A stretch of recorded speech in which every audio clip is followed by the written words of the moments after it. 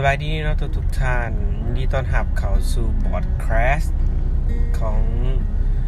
Morning Visitor เนาะที่หลายๆคน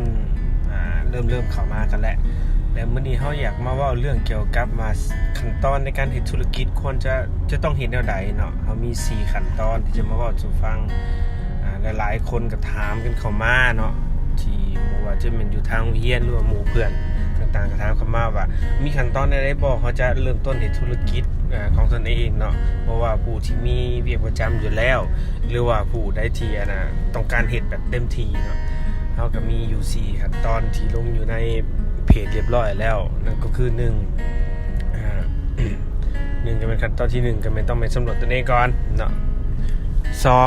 2เราก็ต้องว่าเงินในกระเป๋าเขามี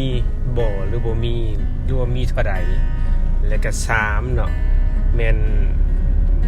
ก็ว่าต้องเตรียมแผนธุรกิจให้ดีและสุดท้ายลงมือเฮ็ดนะเฮามาเว้าถึงขั้นตอนที่1กันว่าขั้นตอนที่1หมายความว่าแนวใดขั้นตอนที่1ก็หมายความว่าสิ่งที่ทางข้าพเจ้าเนาะได้เว้ามาก่อนนี้แล้วก็คือการเบิ่งท่าแฮงของตนเองหรือเบิ่งตนเองว่าตัวเองมีหยังแน่เนาะการเบิ่งนึงคือเบิ่งจากความถนัดเบิ่งจากความมักแล้วก็เบิ่งจากครอบครัวนำเพราะว่าบางทีครอบครัวเฮาในเฮ็ดธุรกิจอีหยังอยู่แล้วเนาะเฮาก็จะเอาตัวนั้นเนาะมาเป็นตัวพันขยายเพื่อต่อยอดได้แล้วเฮาก็เลือกมาจากธุรกิจนึงแต่สิ่งสำคัญคือธุรกิจบางธุรกิจก็ต้องอยู่ให้มันแบบว่าเฮาอยู่นำให้มันมีความสุขกันนะเพราะว่าเฮาก็ต้องพบกับหลายๆปัญหาการหลายปัญหานั่นถ้าเฮาอยู่ในสิ่งที่เฮามักเฮาก็จะผ่านไปได้เนาะข้าพเจ้าคนในแนวแบบนี้และตัวที่2ก็เบิ่งเงินของเฮาก่อนเนาะว่าเงินของเฮาหั่นมีหลายปานใดหรือว่าเฮาจะหาเงินมาได้แนวใดเพื่อการลงทุนเนาะคือทางข้าพเจ้าได้เว้ามาก่อนในคลิปหลังๆคือถ้าสมมุติว่าเฮามีเงินน้อยเฮาก็ต้องใช้เรือแห้งและมันสมองหลายขึ้นเนาะมันสมองหลายขึ้นส่วนถ้าเฮามีเงินหลายเนาะเฮาก็เอาเงินดังกล่าวนั้นเนาะไปจ้างบ่หรือว่าเฮ็ดแนวอื่นที่มันสามารถใช้แทนเรือแห้งกับมันสมองของเฮาได้เนาะแต่สิ่ง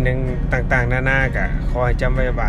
มันก็ต้องประกอบกับกันหลายๆภาคส่วนแต่เงินเนาะปราศจากบ่ได้มันก็ต้องได้ใช้เนาะทุนของเฮานั่นล่ะ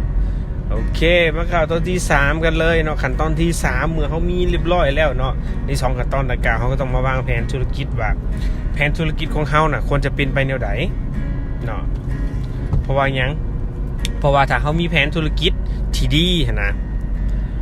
เวียกของเฮาเนาะหรือธุรกิจของเฮามันก็จะดำเนินไปได้สะดวกและก็ได้ผลกำไรเพราะว่าในแผนธุรกิจนี่เฮาก็มีหลายๆขั้นตอนเนาะไผเบิ่งอยู่ใน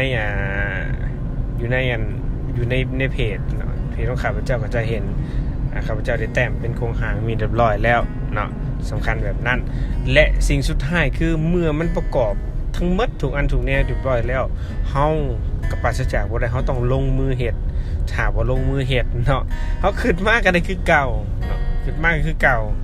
บ่ได้มีหยังเริ่มต้นบ่ได้มีหยังเฮ็ดมันก็กลายเป็นความคิดหรือว่ากลายเป็นแผนเนาะที่บ่ได้ปฏิบัติตัวจริงดังนั้นลงมือเฮ็ดเนาะเฮาจะฮู้ว่าเฮาจะพบปัญหาหยังแน่และเฮาก็คอยแก้ไขมันเพื่อให้เฮาได้กำไรเนาะเพื่อให้ธุรกิจเฮาประสบผลสำเร็จเพื่อให้ชีวิตทุกคนดีขึ้นเนาะโอเคครับขอบใจนะที่ให้เกียรติฟังคลิปนี้ถ้าสมมุติมากอย่าลืมกดไลค์เนาะหรือว่าอยากแบ่งปันให้หมู่อย่าลืมกดแชร์ทางใน Facebook ของพวกเฮาทางใน YouTube เนาะของพวกเฮาก็อย่าลืมกด Subscribe และกดมากระดิ่งกิ้งๆเพื่อแจ้งเตือนเวลาเฮามีคลิปใหม่ๆทุกท่านขอบใจ